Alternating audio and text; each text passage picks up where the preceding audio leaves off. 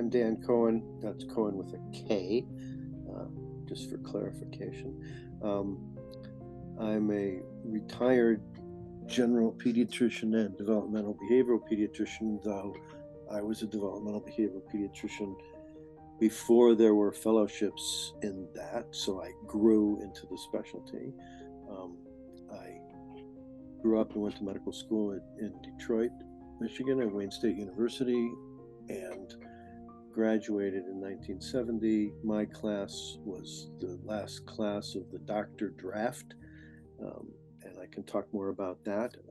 But after my internship at the Children's Hospital in Detroit, I had to do something lest I be drafted, and I wasn't interested in going to Vietnam and being killed or being wounded and sent back to get wounded again.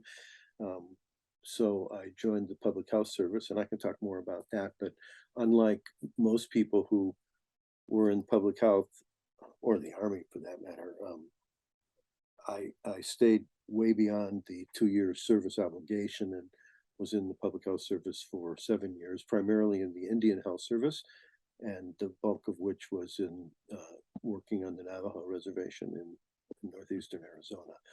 And subsequent to that, or actually during that time, while I was a commissioned officer, I completed my residency training and was chief resident in pediatrics at the Children's Hospital in Oklahoma City, University of Oklahoma, and then returned to the reservation, as was my plan. And after our children were born, we decided to, actually, our oldest was born while I was still an intern in Detroit. He was 3 months old when we went to the reservation. Our second son was born there.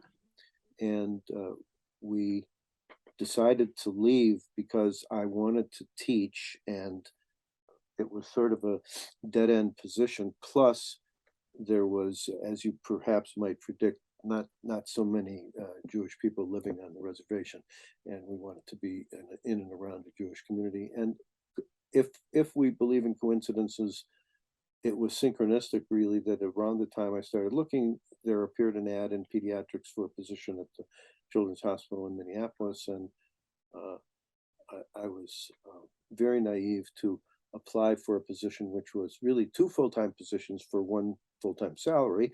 And so I was the first ever director of the emergency room at Children's in Minneapolis. The organization had only been around about 5 years at that time, and until then, the general pediatricians running the clinic were running the emergency room. So I was hired as the director of the emergency room as a half-time job, and the other half-time job as associate director of medical education. And I was there in those roles for 15 years, and then the hospital decided that the developmental behavioral pediatrics program there was not what they wanted to do, despite the fact that we were one of the first on the map in the country, and one of the first 4 or 5 fellowships in the country. Now there are not over 90. And they did what they called restructuring, and we called being fired. So we moved the program to the university, and it was always the program from the university, but only based at Children's. But it became based at the university, and I remained there as director of the behavioral pediatrics program, the behavioral pediatrics fellowship, and the residency rotation until I retired in 2013. Since that time until just last year, I was in half-time private practice in developmental behavioral pediatrics as the only physician in a group called Partners in Healing in suburbs in Minnetonka. The other people in that practice are psychologists, social workers, craniosacral therapists, and occasional nurse practitioner. And then for the preceding 3 years, from 2018 to 21, my wife and I were in independent practice, just the 2 of us. She's a clinical social worker. She maintains that practice now, but I retired officially last December. Our lease ran out. We were doing everything by Zoom because of the pandemic for the last 2 years, and it seemed like the right time. So after over 50 years as a pediatrician, I decided to stay a pediatrician, but not be in a formal practice. And I keep busy, as you will hear, with whatever other stories we talk about. That's Yeah. probably too long a synopsis, but No, it's not too long at all. Actually, when you were talking about all the different subspecialists that you're collaborating with, that was actually one of the things that Andy had texted me. And so he'd said, we now see that cross-disciplinary collaboration is critical for improving child mental health, and you were at the forefront of that.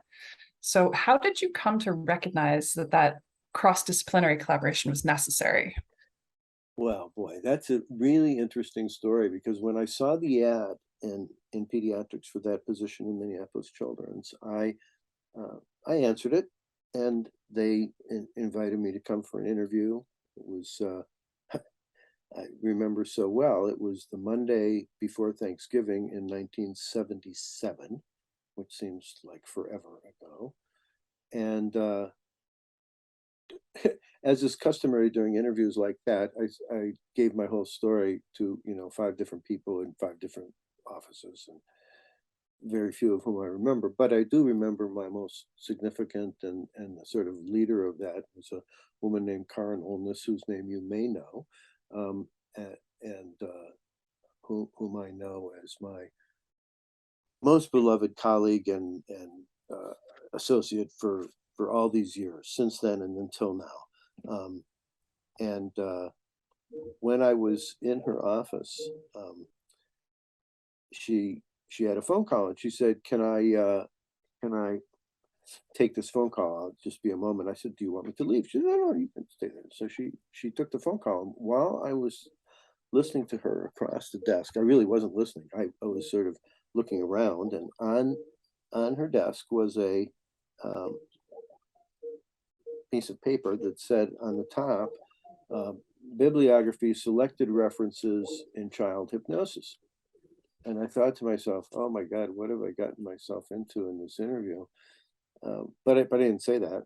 And she finished her phone call. She apologized. She continued our discussion, and she said, and I said, "What's this?" And she said, "Oh, you can have one of those if you want. And and if you're interested, I can you know let you know more about it." So that was the end of it. That was the end of the conversation. So I finished the interview. I had dinner at her home. Um, and he met all these other people, and the president of the hospital drove me to the airport, which I thought was sort of strange. Oh my gosh!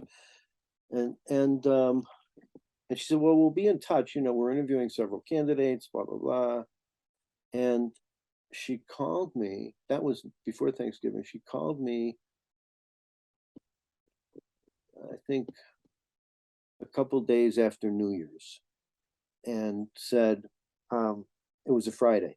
She said, "Well, we finished the interviewing, and we're pleased to offer you the position.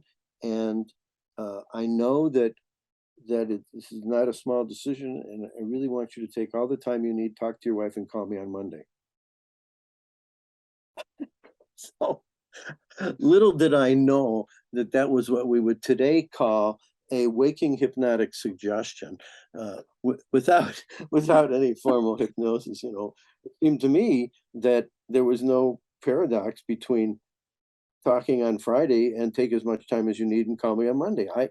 I didn't make anything out of that at the time.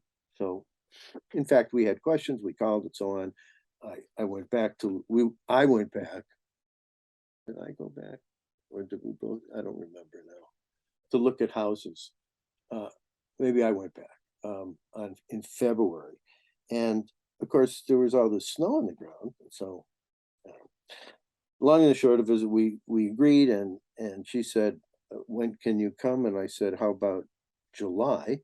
And she said, "How about March?" And we agreed on uh, April.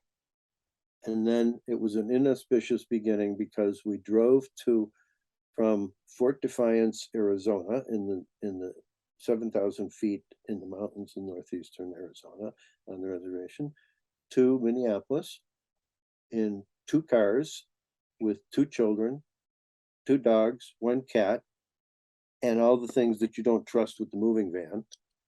including a cooler with food and sleeping bags and all that stuff.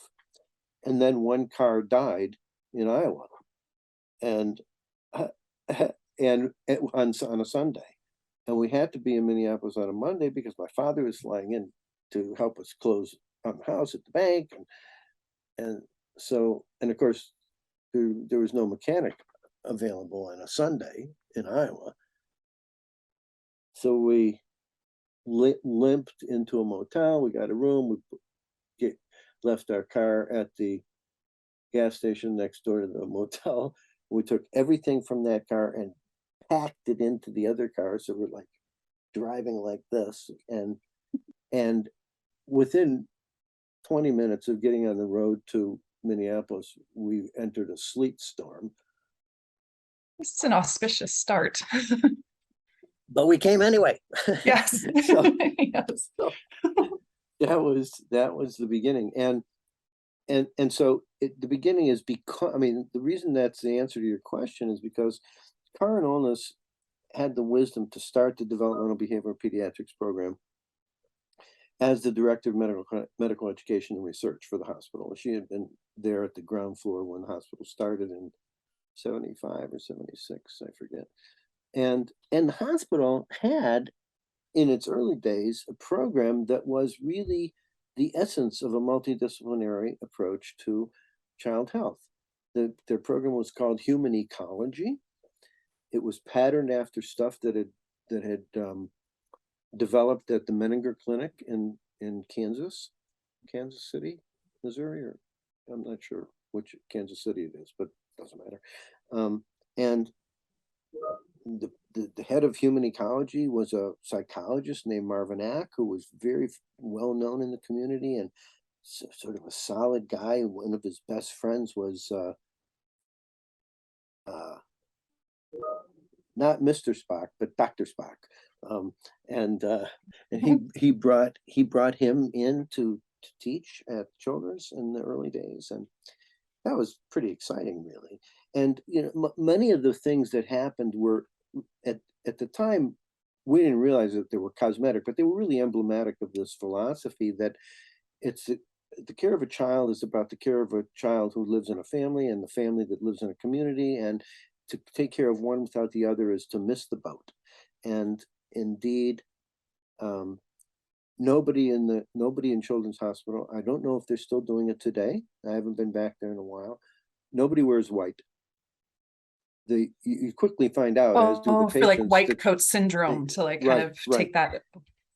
Everybody wears a different color smock, and so you could tell the players by their color of their smock. The yellow was the dietary department, the green was the lab. I know all of this. The green was the lab. Nurses wore dark blue, unless they were nurses' aides, I'm sure light blue.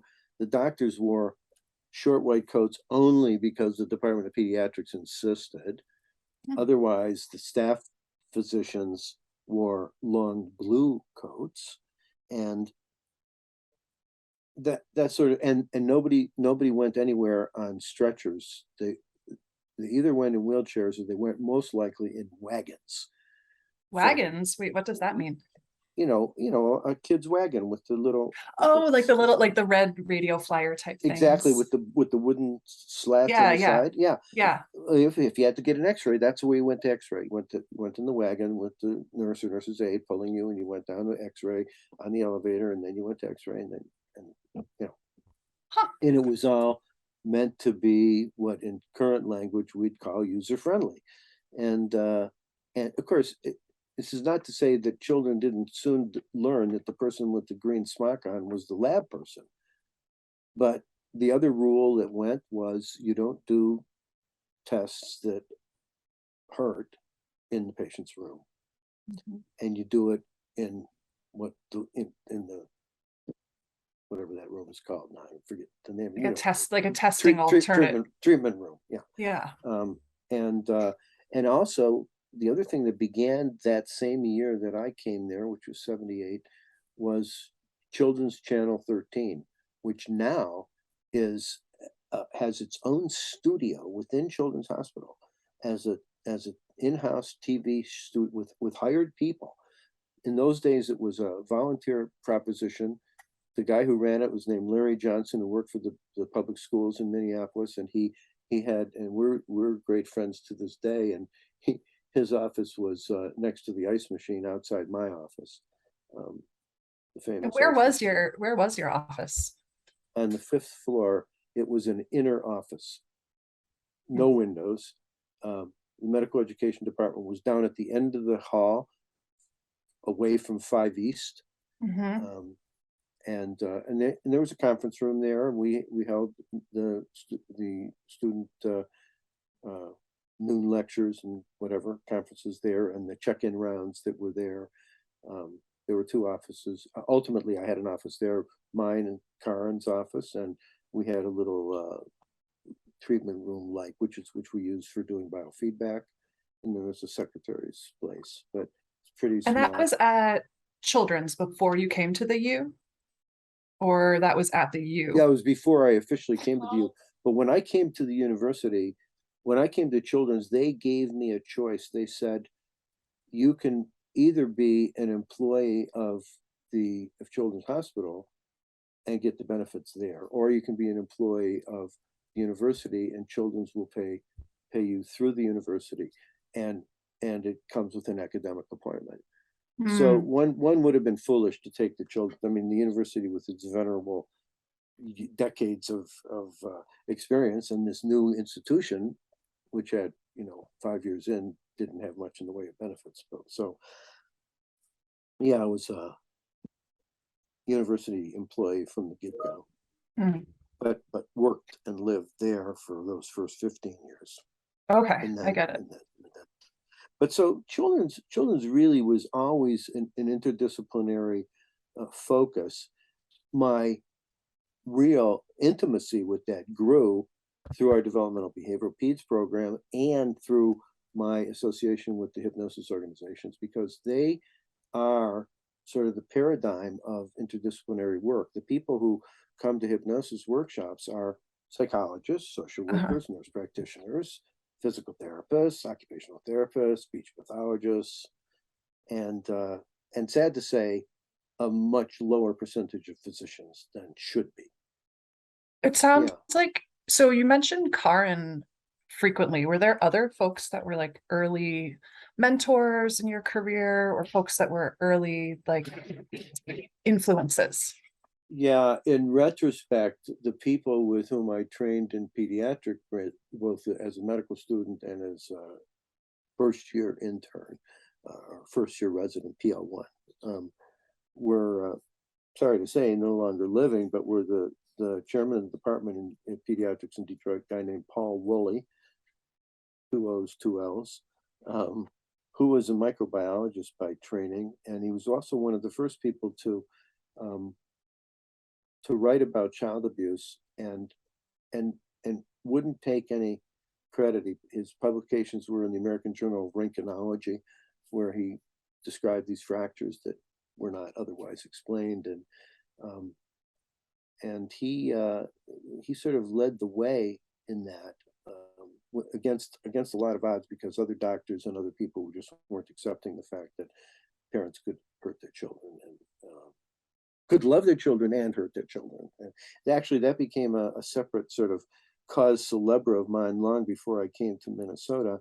I was very involved, and I set up a child abuse team on the reservation. And after I had done so during my residency in Oklahoma City, also at a time when people weren't acknowledging that. And I was getting a lot of pushback, even from practicing pediatricians who said, I heard that you did a report on my child. That happened here in Minnesota as well. And I've known, we'll call them Mary and Bob, parents, for 40 years, and you can't report them to child protection. I said, well, I'm sorry, but I already have.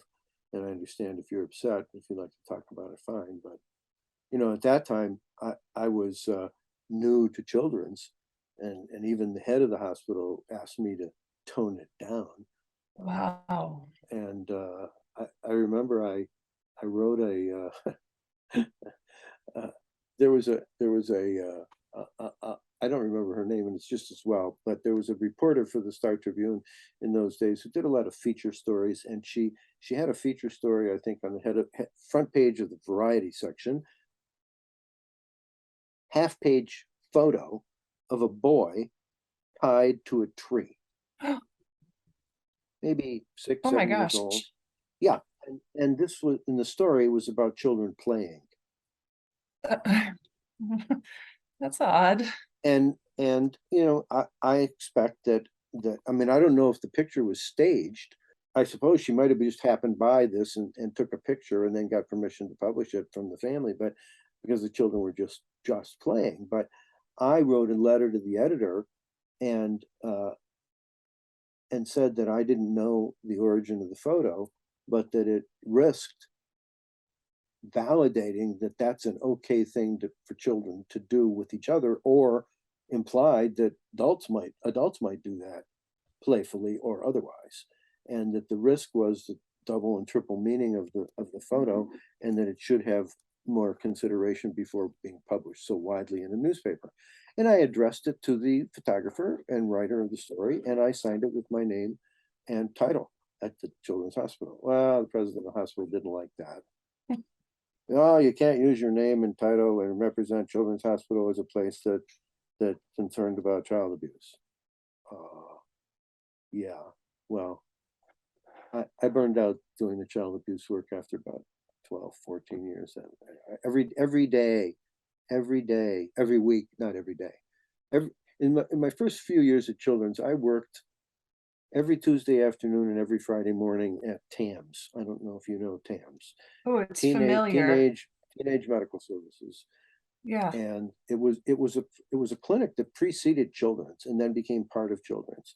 It was developed by a pediatrician now long since passed, named Elizabeth Jerome, who was, as she called herself, an ephebiatrician, a adolescent specialist. And she opened this place for women, adolescent girls, if you will. And 90% of the patients were female and teenagers, and at least half of them came to the clinic for sexually transmitted diseases and or pregnancy. Mm-hmm.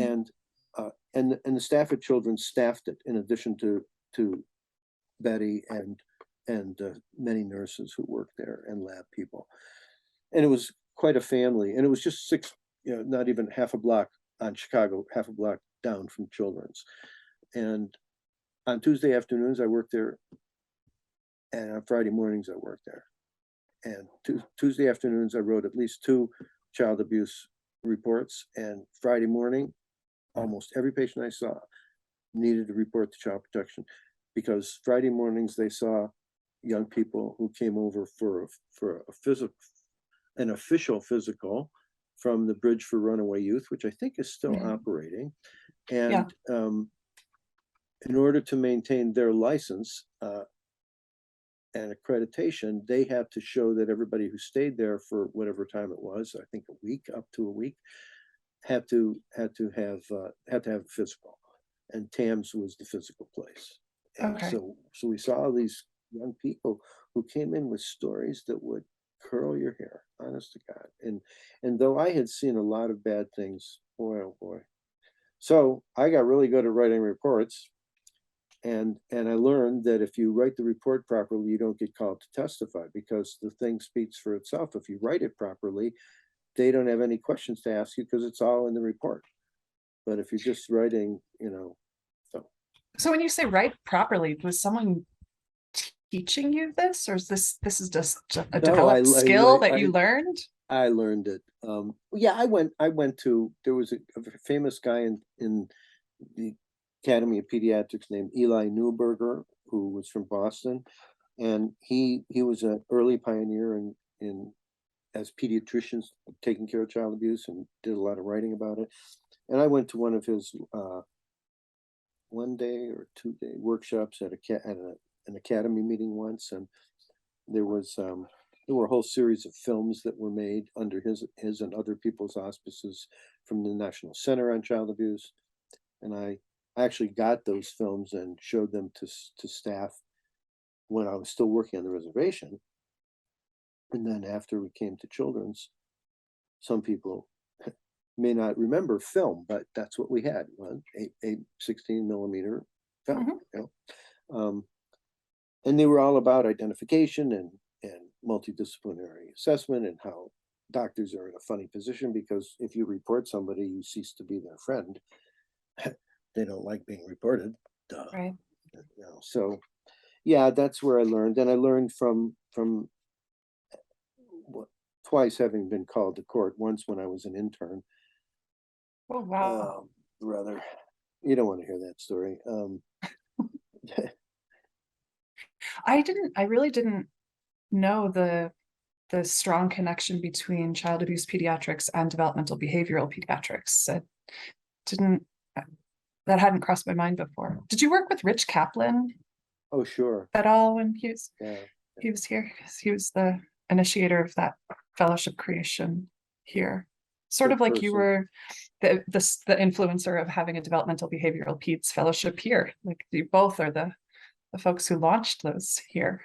Well, Karen did the launching, but you know, I sort of continued it. She went to Rainbow Babies and Children's at Case Western Reserve. I want to check and see what Andy had put in his text. You and your longtime collaborators helped bring clinical hypnosis to pediatric care, educating child health professions, not only in Minnesota, but well beyond. How many clinicians do you think you have taught since you began that work? Biggest challenges, biggest joys in the early years? Thousands. Thousands, yeah. Thousands. I once tried to count, but then that was a little silly. But the reality is that soon after actually before I came to Minnesota, after I accepted the position, Karen wrote me this letter. Perhaps you'd be, actually I had gotten a brochure from the American Society of Clinical Hypnosis. I got it in the mail. I'd never gotten one of these before. And it was advertising a training workshop in Phoenix, and I was still living in Arizona. And I was talking to her on the phone. I said, "Do you know anything about this organization? Did you send me this brochure?" "No, I did not." I said, "You know anything about this?" She says, "Well, yeah, sort of. I'm the vice president." I said, "Oh, well, what do you think about the workshop?" She said, "You should go. You should go before you come here. You should go and have that training." And it really was the launching of my knowledge and learning in the area. And I met and learned with people who have become legends. I mean, I had the pleasure of learning from Milton Erickson, who was the father of modern clinical hypnosis, a psychiatrist who in fact had trained partly in Detroit, who was and is famous. There are Ericksonian hypnosis foundations all around the world in his memory and his honor and his name. And I had the pleasure of seeing him actually just 2 years before he died. And even at that time, he was a vibrant teacher, though he was in a wheelchair. He had paralytic polio twice. He had the use of only one arm. He was almost blind and could hear only out of one ear. And yet he was considered, or maybe because of all of that, he was considered the master communicator. And people have followed that legendary.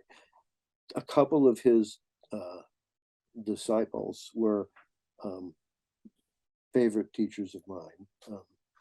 Robert Pearson, who is now dead, who was a general psychiatrist, who was first as a general practitioner for 10 years and worked in the northern Michigan in the ski lodges, and the ski patrol would bring people with fractured femurs to him for treatment, and they would tell the person while they're putting them on the sled on the hill, on the mountain, "We're going to take you to see Dr. Pearson, and he's going to teach you hypnosis." So, imagine you're there with a broken leg going down a mountain in a sled, and they'd come to the clinic, and he'd say, "Hi, I'm Dr. Pearson," and they'd go into hypnosis because they had been primed by what the ski patrol said. He never used an entire vial of morphine in an entire ski season. All the patients learned hypnosis for pain control while their fractures were set. it's really quite amazing. And so he was one of my first teachers, and his partner in arms, who were doing all of the regional workshops themselves in those days, was a woman named Kay Thompson, who was a dentist in Pittsburgh, and her second degree was MA level therapist, and she became very, very well known for all of her work, especially in teaching people how to talk to patients. And so she was very important in my career, and actually my favorite of many presentations to give is to talk about the language of hypnosis, which I learned from her and then I've sort of added to over the years. So those people were great influences. And when we first moved to Minnesota, Karen said, so we have the Minnesota Society of Hypnosis is having its annual workshop, and I'd like you to sit in with the small group leaders and learn that skill. And that same year, I went to a 2-day workshop that was being done by the Department of Family Practice, in which Karen held a joint appointment, in which I held joint appointment for the many years that I was on the faculty. And that was called Teaching Teachers of Family Practice How to Teach. That skill, and, yes. Learning how to teach. Yeah. Critical. Which is expected of all doctors, and nobody tells them how to do it. Although I hope maybe they're doing it more. And we tried to do it during residency and during fellowship with our students through modeling, which is one of the most effective ways of teaching. Not the only, but, and of course our predecessors in the early days, a century ago, the model was apprenticeship learning. And if you formalize that, and I know you must work with my other favorite fellow, Betsy Murray. I'm sure you work with her. Yep. Boy, those were the good days when we had them as fellows, her and Andy. Anyway, so then I became a regular teacher at the Minnesota Society of Hypnosis, later became the director of education for that group for 30 years. And then we had been the sort of companion thing that had been happening began in 1987, when a group of us, I think the core group was 6, me and Karen and Judd Rainey, now deceased, who was the first fellow in our program at Minnesota. His fellowship was called Ambulatory / Developmental / Behavioral. And he created it himself. He died an unhappy early death, sorry to say, from pancreas cancer. But so there were 6 of us, and we created this workshop, and it was under the sponsorship of the Society for Developmental Behavioral Pediatrics, and we held that first inaugural pediatric hypnosis workshop, introductory level, at their annual meeting at Disneyland. It was really an appropriate place. So after the meeting, there were some really venerable people who came to that workshop. We were so thrilled. John Kennel, who was the author of Klaus and Kennel on maternal infant bonding. He was at Cleveland for many years. Neil Schechter, who is one of the co-authors of the first textbook on pain in children, along with an anesthesiologist and a guy originally from Minnesota, whose name I'm blocking on, who's at Boston Children's. And they came, and so we all celebrated on the 3rd day after the workshop ended. We all celebrated and went and got Mouseketeer ears and goofy hats and went to Disneyland. It was a memorable occasion. So that workshop went for 24 years annually at the SDBP. Then they decided they were going in some other direction. So we said, okay, goodbye. And we formed the nifty National Pediatric Hypnosis Training Institute, which the department was willing to co-sponsor along with the Minnesota Society of Hypnosis until we got on our feet. Though we said, you're gonna earn money, you're not gonna lose money. And for the 4 or 5 years that we did it that way, it only was in negative balance 1 year. The rest were profitable. And since then, we would have had our 11th anniversary in 2019 had we not had to cancel it. So 2019 and 20, we didn't have it. We're having our 11th annual workshop, official formal workshop this October. There have been over 1,000 trained in that venue alone through NIFTY. Of all the things I've written over the years and a few small grants and whatnot, I'm most proud of having written the application to the IRS for becoming a 501c3 nonprofit. Or I don't know if you've ever seen those applications, but oh my God, they're worse than an NIH grant, proposal. That's saying something. Yeah, 30, 40 pages, blah, blah, blah, blah, blah. Cross all the T's and dot the I's, or we don't even look at it. So now we've continued, and once we had that, the attendance has gone up and up and up. Typically, we get, in prior years, we've had between 70 and 90 people at the annual workshop from all over the country and out of the country, as well as concurrent intermediate level and advanced level training. And right now we are negotiating yet again with our colleagues in Australia who invited us to come, and we had it all set, all the faculty, all the curriculum, everything all set to go for 2020, but it didn't happen.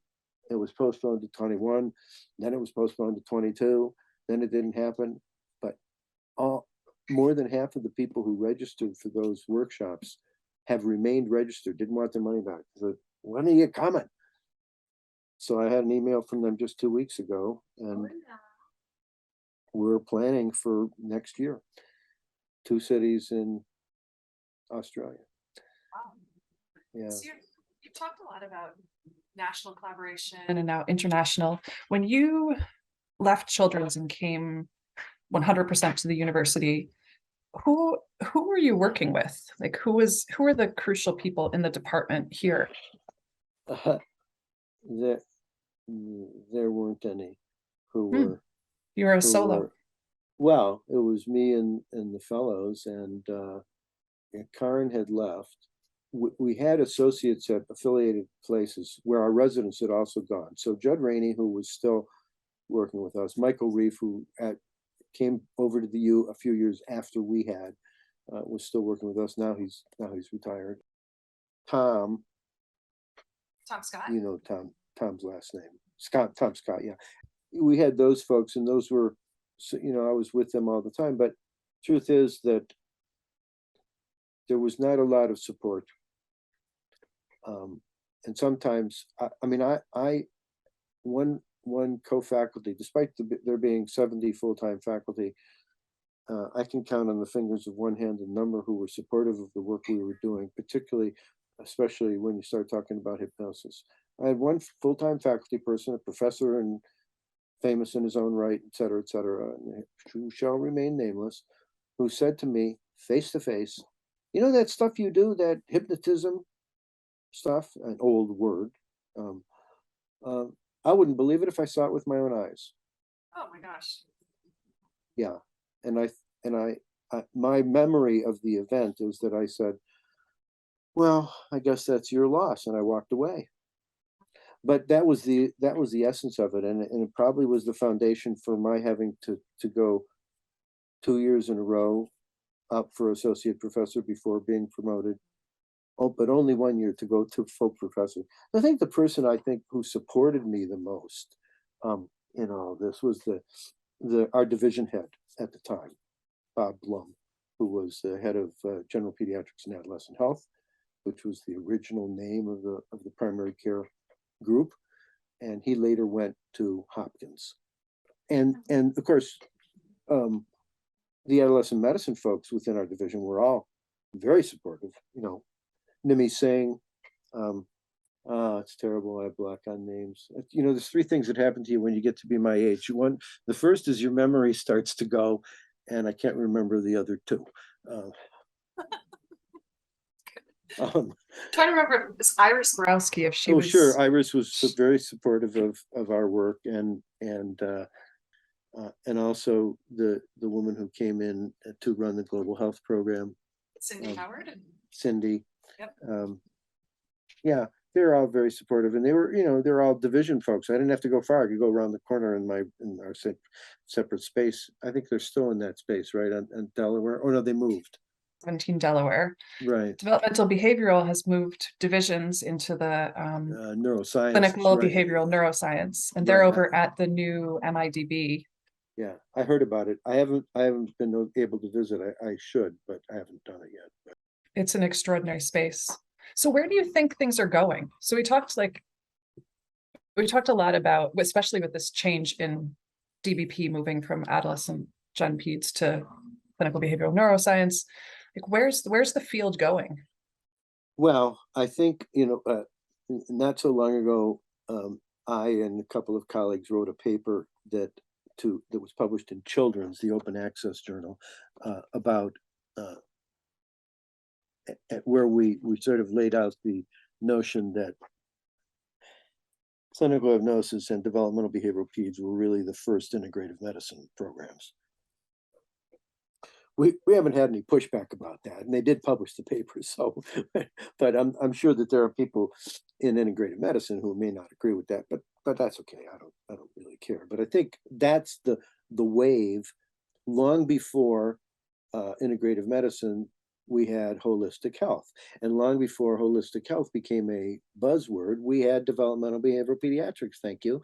But my view has always been that general pediatrics is and should be developmental behavioral pediatrics. That's what it is. I was just having this discussion with my daughter-in-law yesterday about the fact that pediatric nurse practitioners were all celebrated when they first came into being, mostly by general pediatricians, many of whom were very happy to have specialists working with them who knew development and behavior and common illnesses, and they could take that boring stuff away from the general pediatrician who fancied themselves experts in acute care and making the esoteric diagnosis. Never mind that 50% of encounters with children are about behavioral and developmental issues, thank you, or more than 50%, and that they should be part of every encounter, not just one or two. I'll tell you a quick story. A former patient of mine, about 2 years ago, the mother wrote me a letter and said, maybe you remember blank, you took care of him briefly when he was first diagnosed with leukemia, and I want you to know that he survived. I knew that he had survived, and is now, I don't know, 23 or in college or something like that. But I really wanted to ask your permission to include your name because I'm writing a book. So, and then she sent me the official thing the book publisher needed to say, you can use my name, whatever. And then I forgot about it. And probably 6 months, maybe longer than 6 months ago, I got a book in the mail. And it said something, it's entitled as something like Standing at the Water's Edge. And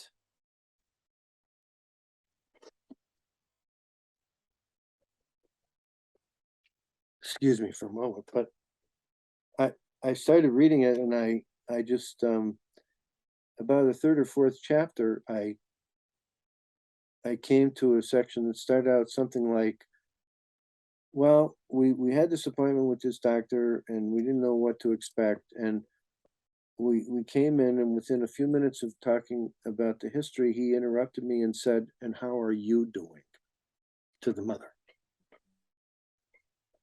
And that was about me. And even as I think about it, it really gets me, because that's accurate, but it's very touching. And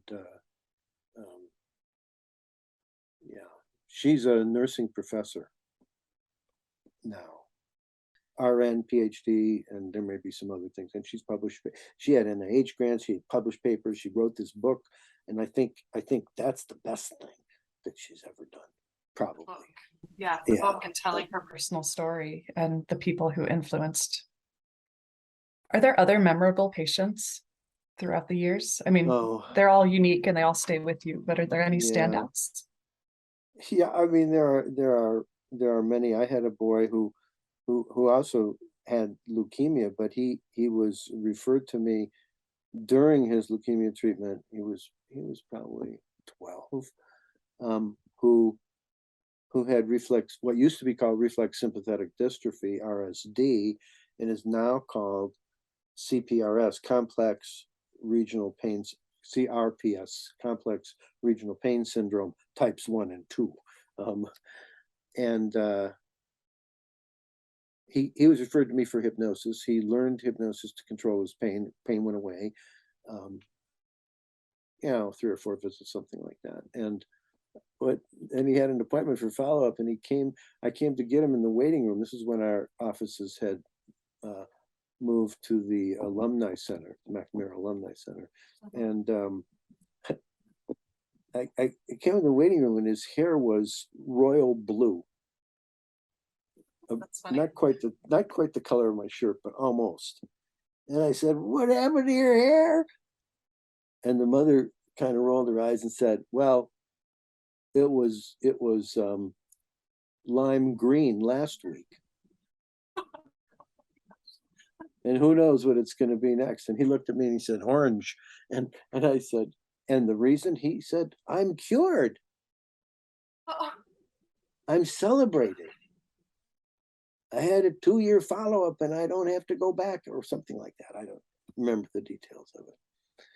So there are many wonderful stories about how children help themselves. And that's really sort of been my goal had always been to work myself out of business. Teach the, and that's, sort of both the challenge and the joy of doing this kind of work, especially in private practice, was that you don't have these patients for the life of their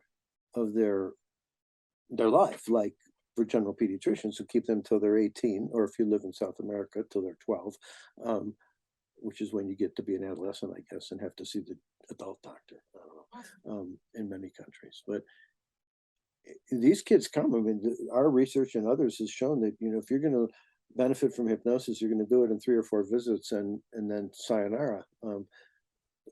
And then you get letters from them. You get letters that announce their high school graduation. Even if you haven't seen them in 4 years, they get a photo. So I want to thank you for all you've done. And I know even as a pediatrician, I would get such notes from time to time, but not like from this work. And so I'm just gonna. I don't often have this sitting next to me, but right now we are reviewing. This is the 4th edition of our book. And this was published in 2011. Now, I don't usually do that, and you're not allowed to show it when you're teaching CME courses. Of course, that's self-promotion, God forbid. But it is the considered to be the equivalent of the Bible in this arena in the world. It's been published in French and in German, and I was told by a guy who I think did it illegally that it's been translated into Farsi in Iran. I've been invited to teach there, and I've respectfully declined, as it's not cool to be a Jew in Iran. So I probably wouldn't get out of there alive, and I didn't. And that leads me to tell you briefly about the other thing that I'm almost finished doing, which is I'm writing a book about probably the most meaningful professional experiences that I've had, which has been teaching in Germany. I've been teaching in Germany, teaching pediatric hypnosis in Germany since I was invited the first time in 1990. So almost 30 years. And I decided a couple of years ago that I needed to write it down. In fact, it came from a friend of mine where I was telling a story about one particular encounter, which makes up an entire chapter in the book. And she was so astounded by the story that she said, "Well, have you written about this?" And I said, "No." She said, you have to write a book about this." I said, okay, I will. So I've been writing it, but I have to keep adding to it because I kept going to Germany. The last time we were there was in 2018. I don't know if we'll go again. If we do, I'll add whatever is appropriate. But um, the first time we were there, and I'm not going to tell you about each time, we don't have time, but the first time I was there was the same year that the wall came down. Wow. And it was, yeah, it was pretty heavy. And we witnessed two things during that visit on days that we, being my wife and I, when we had time to sort of wander around ourselves carefully, we witnessed, well, several things. One, we witnessed on a Sunday on this huge boulevard. It's like 5 lanes in each direction, which is called Unter der Linden, and it's a famous highway that ends in the some famous place that I'm blocking on now. But along the sidewalks in this area, they have a flea market every Sunday. And we were walking along, and so people have their blankets laid out and stuff. So among the things being sold at that particular flea market were pieces of the wall and Russian uniforms and Russian medals from the Soviet occupancy. And but also there, and very disturbing, were not just a few, but on successive blankets and private people's flea markets, Jewish and Hebraic things that were stolen, and candelabras, implements used to read the Torah, wine cups, and other stuff like that. And we both were flabbergasted and appalled. And I was very inclined to scream and yell, but my wife pulled me away and said we'd probably end up in jail, so we probably shouldn't do that. But yeah. What a time to be there. That can't even imagine. It was quite amazing. And the other two things that happened sort of simultaneously, but not exactly the same time. It might have been a different day, but one was the first ever gay pride march in not only in Germany, but maybe even in Europe. We heard music and shouting, whatever, and then there were all these pink balloons and people marching, and we're like, how incredible is this? And just down the road from them were protesters, including all sorts of Nazi and anti-Semitic, Wow. placards and other stuff. And we said, we got to get out of here. So not everything was like that. But since then, we've been in Germany, I want to say 10 or 12 times, maybe, usually different cities. A colleague of mine in a small town in Germany called Rottweil, where they joke used to raise the dogs. That's where the dogs are from. They don't have any. It sounds like the name of a country western tune. There are no Rottweilers in Rottweil anymore. It's a small town, but there's a guy there named Bernhard Trinkle who has single-handedly built the largest pediatric hypnosis congress in the world. And it happens every 3 years in Heidelberg. And Heidelberg has, I don't know, have you ever been there? Heidelberg has an amazing reputation because the University of Heidelberg was the first to kick out all the Jewish professors. Then they have plaques about that, But so I've been invited to teach there every time it happens. And the last time it happened, they couldn't use the same venue, so they moved it to Würzburg, which wasn't nearly as exciting a place to visit as Heidelberg. But I've been to Heidelberg many times, and ordinarily he has arranged for me to teach in other places the week before, because that Congress attracts anywhere from 1,500 to 2,000 people, and they have about 100 faculty. and he can't pay them all. So he gives them meals and evening programs and whatnot. And anyway, so because of connections from him, we've made dear friends in Berlin, where we have taught about every 2 years, and been to lots of smaller cities, Bremen, a place called Krefeld, which I had never heard of before. And there's a place called Ravensburg, which is famous internationally for making puzzles, but also happens to be very close to the place where Anton Mesmer is buried.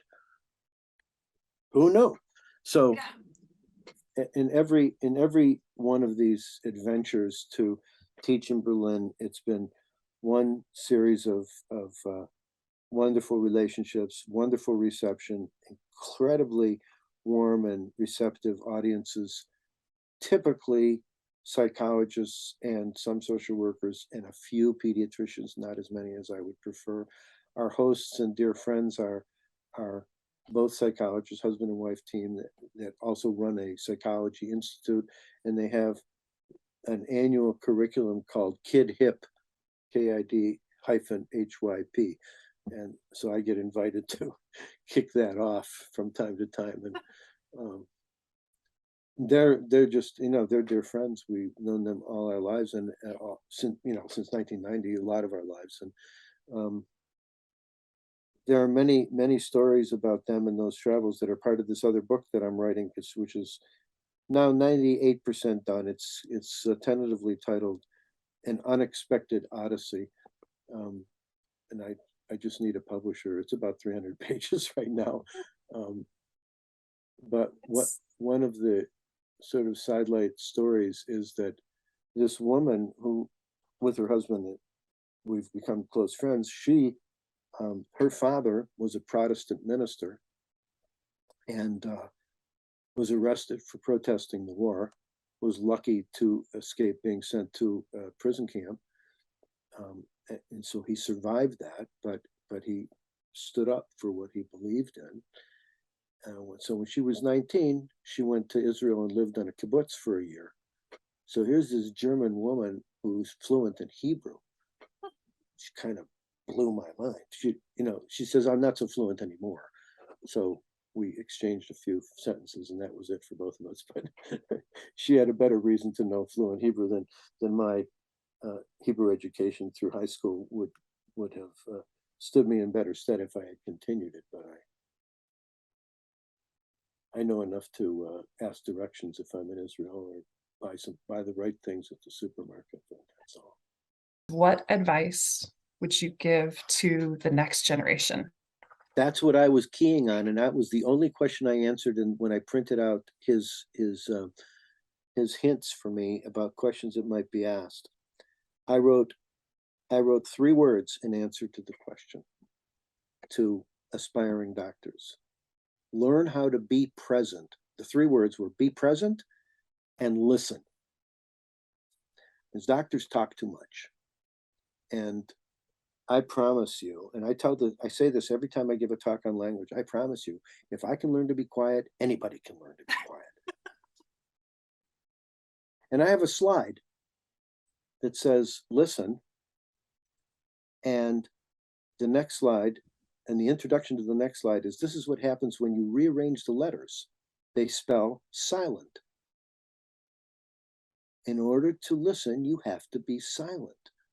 You can't be talking and planning the next thing you're going to talk and really pay attention to what the patient is saying. When we pay attention, we learn what they need, rather than pontificating about all the knowledge we have that has no relevance to this patient and their problem in the moment.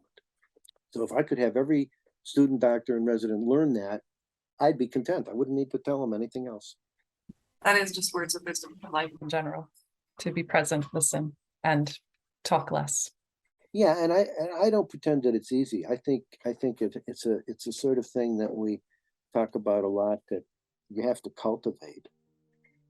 And that's the work that we do in hypnosis training, is teach patients how to cultivate their imagination and utilize their own resources to develop the resolution of their problems. I don't write prescriptions for people. I haven't prescribed a drug in years. You have what you need inside of you. I can help you find it.